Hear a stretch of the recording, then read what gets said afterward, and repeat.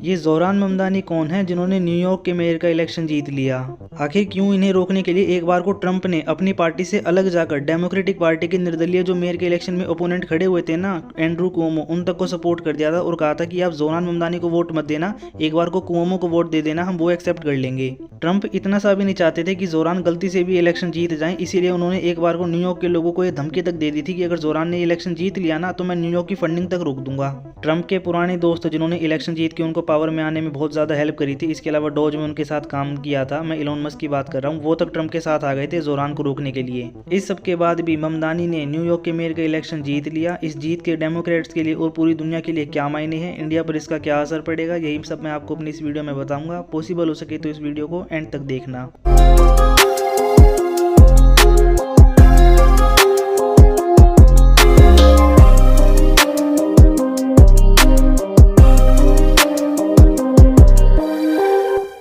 ना social media पे मैं देख रहा था बहुत सारे लोग कमेंट कर रहे थे कि ज़ोरान ममदानी एक इंडियन हैंगे। एक्चुअली में देखिए वो इंडियन नहीं है, उनके पेरेंट्स इंडियन हैंगे, तो ज़ोरान ममदानी एक इंडियन ओरिजिन के हैंगे।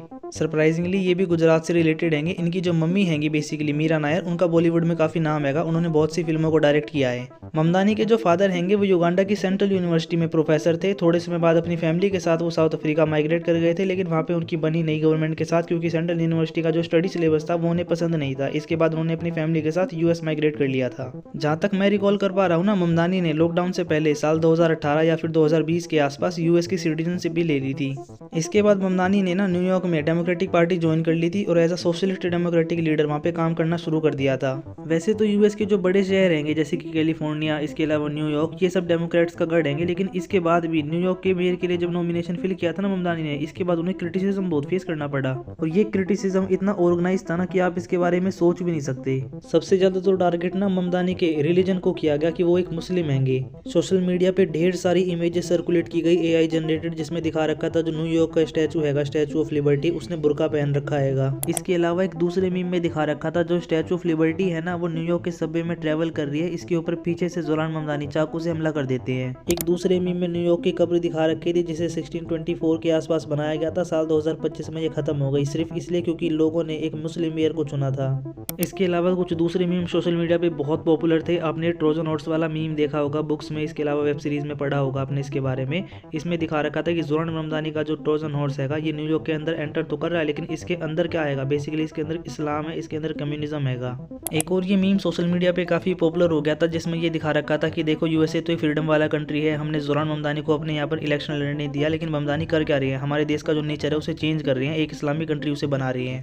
और भी ढेर सारी मीम सोशल मीडिया पे इसमें काफी पॉपुलर हो गई थी, जिसमें कहीं ये दिखा रहे थे कि ज़ोरान ममदानी तो काफी गंदे इंसान है, वो तो हाथों से खाना खाते हैं। एक और सोशल मीडिया पे मीम काफी पॉपुलर हो गया था जिसमें ये दिखा रहे थे कि अगर ज़ोरान ममदानी पावर में आ जाते हैं ना तो इसका सिंपल सा मतलब है 9/11 का हमला दोबारा से यूएसए में होगा। इसके अलावा कुछ लोगों ने सोशल मीडिया पे ना एक थ्योरी सी बना दी अपनी हवा में कि अगर ज़ोरान ममदानी पावर में आ जाते हैं ना तो न्यूयॉर्क का सबवे, इसके अलावा न्यूयॉर्क की जो सिटी हैगी वो उन लोगों से भर जाएगी जो न्यूयॉर्क की सिटी में नमाज पढ़ रहे हैं खुले में। सर ये सब तो ठीक है, लेकिन आप ये सब हमें क्यों बता रहे हो, हमारा इससे क्या लेना देना? देखिए लेना देना हैगा, मैंने अपनी प्रीवियस वीडियोस में भी कई बार कहा है और एक बार फिर कहता हूँ। देखिए जो कंडीशनिंग और नरिशिंग होती है ना किसी भी पर्टिकुलर इंसान की, वही बताती है कि वो आगे चल के कैसा बिहेव करेगा, वो कैसा मजाक करेगा। और इस केस में अगर आप किसी भी मीम को उठाकर देखोगे ना तो आपको एक बात कॉमन मिलेगी, इन सभी लोगों के अंदर डर हैगा इस्लाम को लेकर। ये सभी लोग डरे हुए हैं मुस्लिम मेयर्स को लेकर, मुस्लिम गवर्नर्स को लेकर, उनके हाथों रूल होने को लेकर। और जनरली ये जो डर का फायदा होता है ना ये पॉलिटिशियंस उठाते हैं, और इस केस में हमने यही देखा। रिपब्लिकन पार्टी के जो बड़े लीडर्स हैंगे ना अपने सोशल मीडिया के प्लेटफॉर्म पर इन मीम्स को शेयर कर रहे थे, और इस सब में ना ट्रंप के जो कोर मागा वोटर्स हैंगे, इसके अलावा खुद ट्रंप, दोनों ही इसमें सबसे आगे थे। ट्रंप तो ममदानी से इतने ज्यादा नाराज थे ना कि एक बार को डेमोक्रेटिक पार्टी के जो इंडिपेंडेंट कैंडिडेट इलेक्शन में खड़े हुए थे एंड्रू कुओमो, उन तक को सपोर्ट कर दिया था। रिपोर्ट्स तो ये भी क्लेम कर रही हैं कि ट्रंप ने पीछे से फंडिंग करी थी एंड्रू कुओमो की कि वो इलेक्शन जीत जाएं। और जो डेटा सामने मैं आपके रख रहा हूँ ना ये काफ़ी ऑथेंटिक हैगा। एंड्रू कुओमो को इतना ज़्यादा सपोर्ट मिला था ना डोनेशन के थ्रू कि यकीन मानिए उनके आसपास कोई भी नहीं था। ममदानी ने तो एक बार को अपना पूरा इलेक्शन कैंपेन डोनेशन के थ्रू जो पैसे मिले थे ना उनसे रन किया था।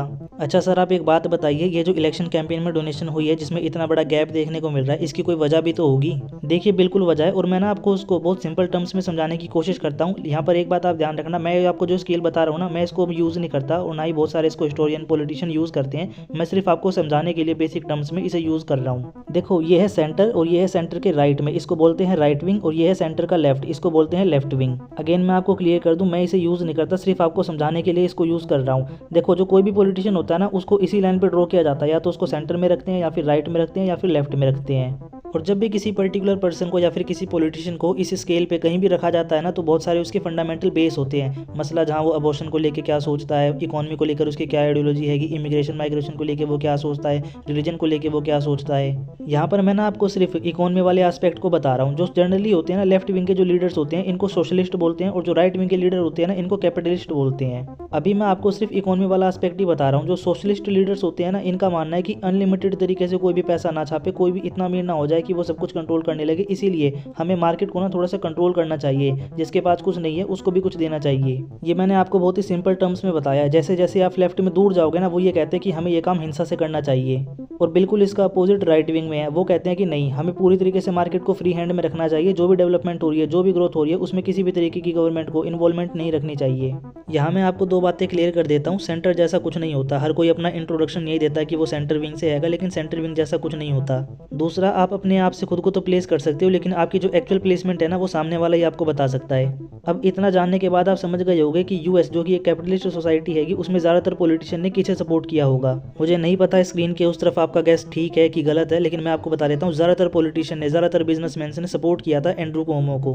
और इसके पीछे जो दूसरा रिस्पॉन्सिबल रीज़न है ना, वो है जोरान ममदानी की पर्सनैलिटी। जोरान ममदानी ने ना कई बार पब्लिकली कहा कि वो एक सोशलिस्ट डेमोक्रेटिक लीडर हैं। इसी वजह से डेमोक्रेटिक पार्टी में भी ना बहुत सारे जो बड़ी लीडर्स हैं, उन्होंने जोरान ममदानी का खुलकर सपोर्ट नहीं किया था। इसके अलावा ममदानी ने जो इलेक्शन के समय स्टेटमेंट दी थी या फिर इससे पहले दी थी, उन्होंने बिना ममदानी के खिलाफ माहौल तैयार कर दिया था। जैसा कि एक बार ना ममदानी ने इंटरव्यू में कहा था कि मैं इजराइल के नेतन्याहू को ना वॉर क्रिमिनल मानता हूं, जो कि गाजा में जेनोसाइड कर रहे हैं। और ये जो स्टेटमेंट है ना, ये मैटर करती है। क्यों? क्योंकि यूएस एक प्रो इजराइल कंट्री है, वहाँ पे एक पॉलिटिशियन जो इलेक्ट हो रहा है जिसकी ऐसी स्टेटमेंट है, ये एक बहुत बड़ी बात है। क्यों? क्योंकि आज दिन तक ममदानी ने ना उस तरीके से हमास की आलोचना नहीं करी जैसे इजराइल के लिए दूसरे पॉलिटिशियंस करते हैं। इसके अलावा ममदानी ने एक बार ये कहा था कि मैं प्राइवेट स्कूलों को बंद करवा दूंगा। इसके अलावा ममदानी ने एक बार कहा था कि न्यूयॉर्क का जो पुलिस डिपार्टमेंट है ना, मैं इसे भी बंद करवा दूंगा, क्योंकि ये अत्याचार बहुत करता है। इसके अलावा इजराइल को टारगेट करते हुए ना यूएस में ममदानी ने एक बार ग्लोबल इंतिफादा की भी बात करी थी। हालांकि जब बहुत कंडेमिनेशन फेस करनी पड़ी ना ममदानी को, तो उन्होंने बाद में माफी भी मांगी थी इन स्टेटमेंट्स को लेकर, और कहा था कि मैं सेंटर की तरफ टाइम टू टाइम थोड़ा सा शिफ्ट होता जाऊंगा। और ममदानी की ये जो स्टेटमेंट्स है ना, ये मैटर करती है, क्योंकि एक बार को उन्होंने इलेक्शन भले ही एक ऐसे स्टेट में जीता है जो कि डेमोक्रेट्स का गढ़ है, लेकिन इस सब के बाद भी न्यूयॉर्क की जो ज्योग्राफी है ना, वो बहुत डाइवर्स हैगी। एक बार को ये कह देना कि ममदानी न्यूयॉर्क का इलेक्शन इसलिए जीत गई क्योंकि यूएसए में पॉपुलेशन वाइज सबसे ज़्यादा मुस्लिम्स न्यूयॉर्क में होंगे, एक हद तक ठीक है। लेकिन आपको ये बात भी ध्यान रखनी है कि न्यूयॉर्क में मुस्लिम्स के अलावा जूस की संख्या भी सबसे ज़्यादा है, और जूस का 44% से ज़्यादा वोट शेयर है ना, वो ममदानी को मिला है। और ऐसा इसलिए हुआ ना क्योंकि ममदानी ने अपना पूरा इलेक्शन कैंपेन लोगों की ज़रूरतों के ऊपर ध्यान में रख के बनाया था। अगर मैं शॉर्ट में आपको ममदानी के इलेक्शन कैंपेन को बताऊँ ना, तो उन्होंने लोगों के आगे ये आइडियाज़ रखे कि सबसे पहले तो मैं न्यूयॉर्क के जो सबवे है ना, इसकी साफ सफाई करवाऊंगा और बसेस को फ्री करूंगा। इसके अलावा जो गरीब लोग हैं ना, उनके लिए राशनिंग डिस्ट्रीब्यूशन के सेंटर्स बनवाऊंगा। बेसिकली ना ये एक तरीके के गवर्नमेंट ओन ग्रोसरी स्टोर्स होंगे। इसके अलावा न्यूयॉर्क में जो हाउस की अफोर्डेबिलिटी का इशू है ना, उसको भी रिजोल्व करने के लिए कहा था कि मैं किराए को थोड़ा सा सस्ता करवाने की कोशिश करूंगा। इसके अलावा जो अमीर लोग हैं ना, उनके ऊपर टैक्स भी लगाऊंगा। ये जो ग्राउंड इशूज थे ना, ममदानी ने इन्हीं को टारगेट किया और इन्हीं के बेस पे अपना इलेक्शन कैंपेन किया। यही वजह है कि ममदानी को एक बड़ी विक्ट्री मिली है। सर ये सब तो ठीक है, लेकिन आप इंडियन फैक्टर तो बताइए। ममदानी ने कई बार इंडियन गवर्नमेंट को क्रिटिसाइज किया है, कई बार राम मंदिर को लेकर कमेंट किया है। देखो, जब कोई पर्टिकुलर इंडिविजुअल पर्सन किसी देश की गवर्नमेंट को क्रिटिसाइज करता है ना, तो ये उसकी एक अपनी चॉइस होती है। लेकिन कई बार जब पॉलिटिशियन ऐसा करते हैं ना, तो जनरली इनके पीछे इलेक्शन का मोटिव होता है। ममदानी के केस में भी सेम था। उन्होंने इजराइल और इंडियन गवर्नमेंट की आलोचना कर करना एक ही बार में जो न्यूयॉर्क के मुस्लिम वोटर्स थे उनको अपनी तरफ कर लिया। और जहां तक सवाल रहा राम मंदिर का, तो देखिए इंडियन गवर्नमेंट ने ना कुछ ऐसे काम करे जिस वजह से टर्की ने जो हाया सोफाया की मस्जिद के साथ करा ना, ठीक वैसे ही हमने बाबरी मस्जिद के साथ कर दिया, और दोनों इशू को ना पैरेलल कर दिया। बेहतर होता ये मस्जिद ना तो तोड़ी जाती और राम मंदिर अच्छे तरीके से बनता, लेकिन बनने के बाद भी पॉलिटिक्स हुई। मंदिर पूरा बना भी नहीं था, उसकी इनॉग्रेशन कर दी क्योंकि इलेक्शन नजदीक आ रहे थे। बाय द वे मंदिर अभी भी पूरी तरीके से नहीं बना। 25 नवंबर 2025 की डेडलाइन रखी है। इसके बाद जो छोटा मोटा काम है वो साल 2026 2026 तक होता रहेगा। यहाँ पर देखो सुप्रीम कोर्ट ने एक बार को थोड़ी सी मैच्योरिटी दिखाई थी, अयोध्या के पास में मस्जिद के लिए जमीन अलॉट करी थी, लेकिन वो मस्जिद अभी तक नहीं बनी। बहुत अच्छा होता मंदिर और मस्जिद दोनों एक ही साथ बनकर तैयार होते, सीएम और पीएम दोनों का इनॉग्रेशन एक ही साथ करते। लेकिन इसके बाद जिस तरीके से योगी आदित्यनाथ ने अपने बयान दिए कि मुझे तो बुलाएंगे मैं उसके बाद भी नहीं जाऊंगा, इस सब की वजह से जो माहौल है ना वो काफी खराब होता है। आपको लगता है कि इंटरनेशनली ये सब नहीं पढ़ा जा रहा, मैं आपको सच बताता हूँ, दूसरे देशों के अखबारों में सब कुछ पब्लिश होता है और लोग बाकायदा इसे पढ़ते भी हैं। लेकिन देखिए इंडियन गवर्नमेंट को ना ज्यादा डरने की जरूरत नहीं है, क्योंकि ममदानी कभी भी यूएस के प्रेसिडेंट नहीं बनने वाले, क्योंकि उनका जन्म युगांडा में हुआ था। मेरा मानना है ना इंडियन गवर्नमेंट को अब फॉरेन पॉलिसी से और इंटरनल पॉलिसी से रिलीजन को अलग कर देना चाहिए। इसके अलावा अपनी वो पॉलिसी छोड़ देनी चाहिए जो किसी का नहीं होता वो हर किसी का होता है। मैं आपको सच बताता हूँ, जो किसी का नहीं होता एक्चुअली में वो किसी का नहीं होता। इसके अलावा भी इंडियन गवर्नमेंट को ना यूएन में बार बार एब्सटेन करने से बचना चाहिए और वोट करना चाहिए हाँ या नहीं में। साथ में इंडिया को क्रिटिसाइज करना चाहिए, इजराइल को, इसके अलावा रशिया को। ये बार बार कहना कि ये देखिए वॉर का एरा नहीं है, सबको पता है। ये कोई यूपीएससी का ऐसी राइटिंग नहीं है जिसमें हमें बार बार लाइन कोट करनी पड़ती है। फिलहाल के लिए ये है इस वीडियो का end. See you in next one, till then have fun.